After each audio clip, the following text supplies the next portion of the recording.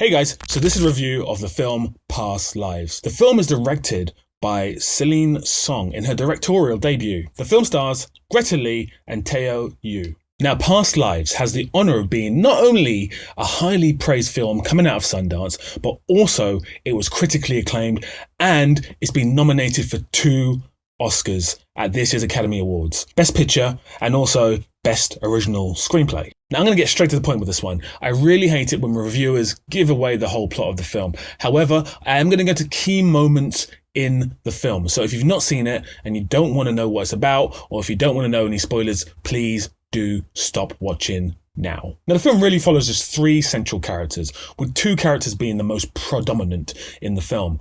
Now, these characters are Nora, played by the wonderful Greta Lee, and Hae-sun, played by Teo Yoo. Both actors are relatively unknown of. They've appeared in small things over the years, but nothing particularly huge. This is really their breakout film, and this is the breakout film for Celine Song. Again, it's her debut film, and for a debut film, it does show a lot of confidence. Now, the film follows those 2 central characters of Nora and Hae-sun.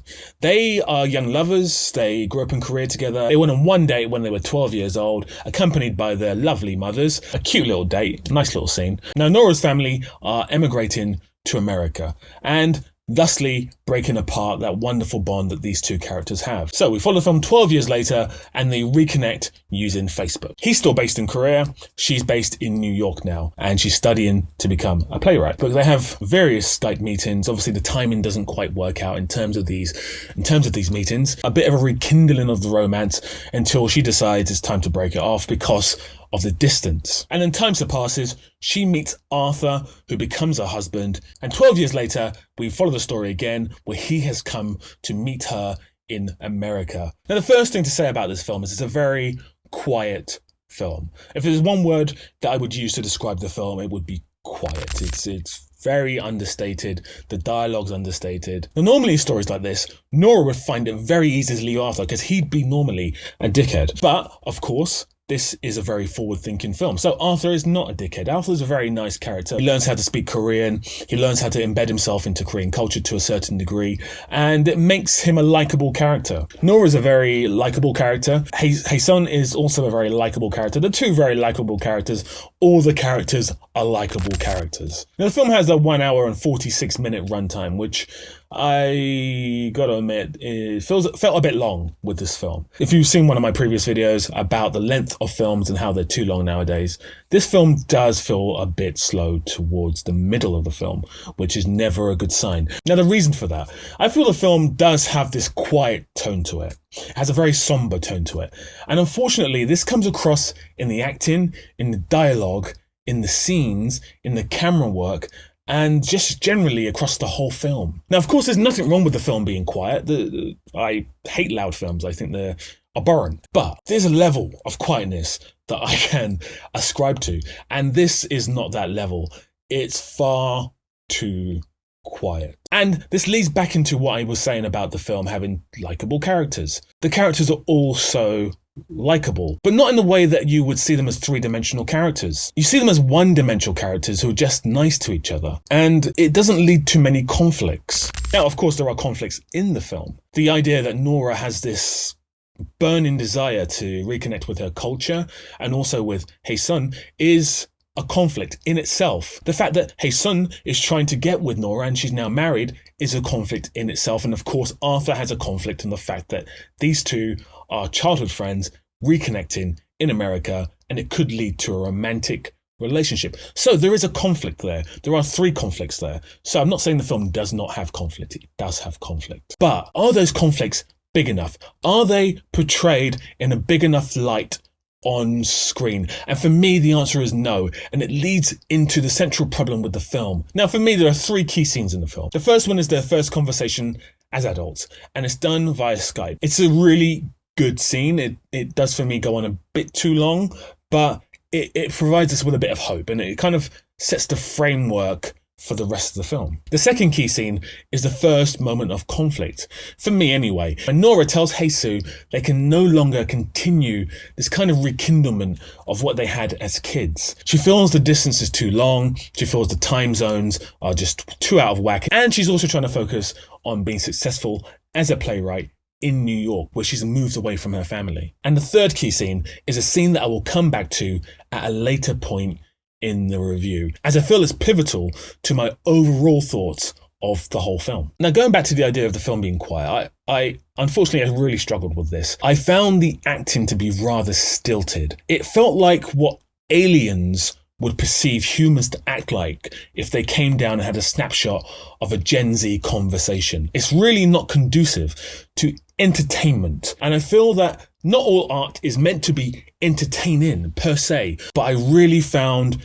the conversations, the dialogue, the acting, and the characters to be dulled and very, very, I think the word here is stilted. Now, I hate it when reviewers talk about how good a film looks. This film was shot on 35mm, if you care. I don't care. But if you do care, there's some information for you. The film looks good. There you go. The film looks good. But all films nowadays look good. So that is really, for me, not something I'm going to judge the film on. What I would say is, in terms of the filmmaking technique, I feel the film doesn't quite hit the mark. For me, this feels like we should be bird's eye view, almost fly on the wall, watching this film take part. It feels like we're part of something really intimate, this three-way triangle of a love story that we really shouldn't be part of. And I feel the film at times doesn't do that from a technical standpoint. Now, if the film was shot in a more voyeuristic style, I think I'd really get into it a lot more. There'd be something going on in terms of the visuals.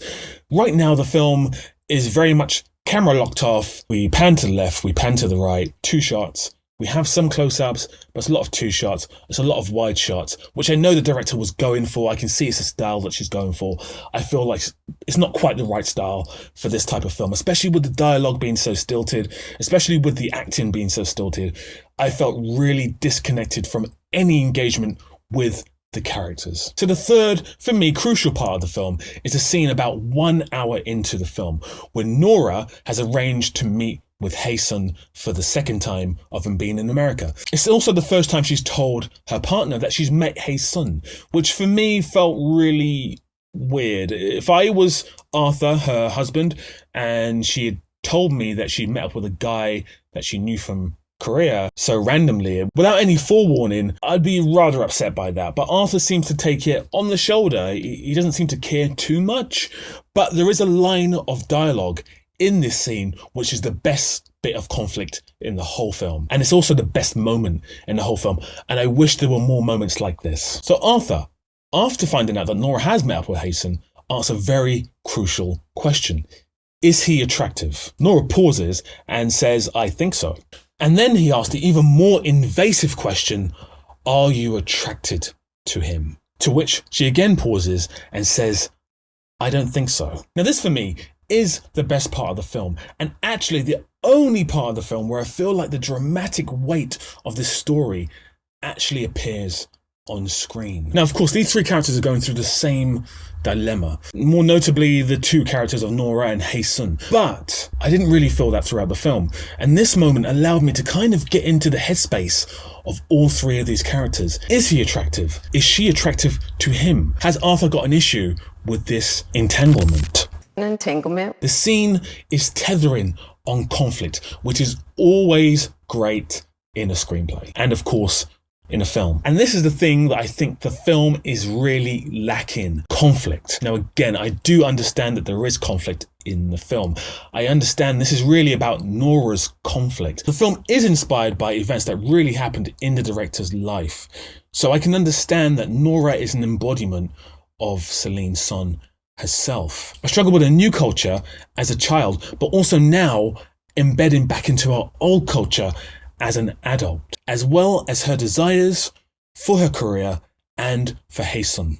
But because the film is so somber in its tone, the dialogue, the performances, the camera work, I really struggled to understand the conflict via the filmmaking. And because the film refuses to raise the temperature and remain so placid, I could not connect with any of these characters or their conflict. It kept me at such a distance that I couldn't really feel the meatiness of these characters' conflicts. And I think ultimately this is the huge issue with the film. I know it's going for this quiet approach to its sensibilities, preferring to whisper its questions than speak them out aloud. But the problem is, I can barely hear them. These questions that are quietly presented were absolutely drowned out by the louder sounds that were going on in my head throughout the runtime.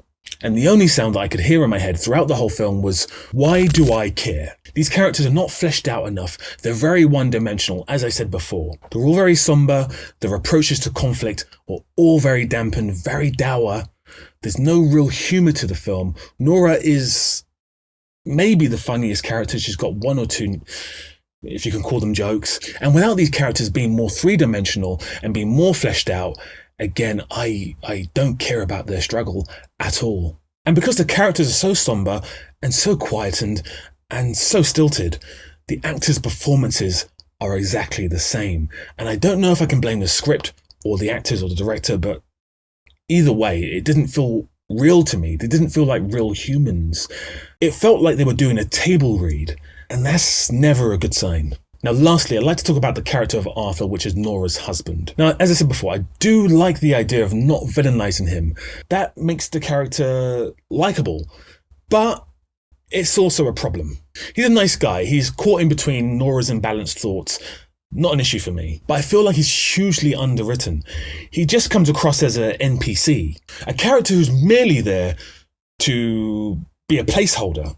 And he feels like he's just there to add a sense of dilemma, but just by proxy. Just a passive passenger, rather than a fully fleshed human being with real emotions who can actively influence the outcome of the story. By making him so passive, I honestly didn't care if Nora cheated on him, left him, killed him. I didn't care about this character at all. And at times it felt like he was trying to help her cheat on him.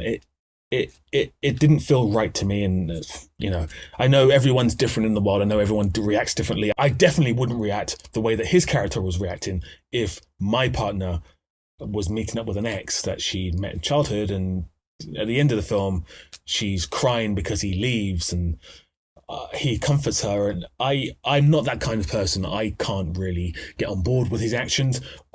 That's not an issue for me. The issue is I just didn't care about his actions, and I didn't care about her actions, and I didn't care about Hasan's actions. And it's a real issue with the film. I'm a very strange eater. I love plain burgers. Patty, bun, I'm happy. No trimmings, no sauce, no anything. Just plain burger. This film feels like When Harry Met Sally, but a plain burger version of it. Because it has a very similar narrative. Two central characters meet up over a period of time throughout their lives and consistently connect. But this film it didn't have any life for me. Film is like a jam-filled sponge cake. There should be 3 layers. It should be story, filmmaking, dialogue. Very simple. This film, the story is not too bad. The dialogue is not good. And the filmmaking is average at best. Again, what I do like about the film is that Celine Song knows what she wants to do, and she executes that perfectly. And for that, she should get full merit. But I do feel the film lacks a lot of emotional gravitas, and it kept me at a distance for far too long, and I didn't really understand the motivations of the characters, nor did I care for them. I'm going to give the film a 5 out of 10. Have you seen Past Lives? What would you give it? A 5, a 6, a 7, an 8, 9, 10? What would you give it? Let me know in the comments. Do you think this is an Oscar-worthy film? I don't think so myself. I think it's a great, fine first feature, but I don't think it's anywhere near Oscar level. But what do I know? Let me know in the comments. If you haven't subscribed yet, hit the subscribe button. There's a couple of beautiful videos right over there. Watch those videos. And until we speak again, big love.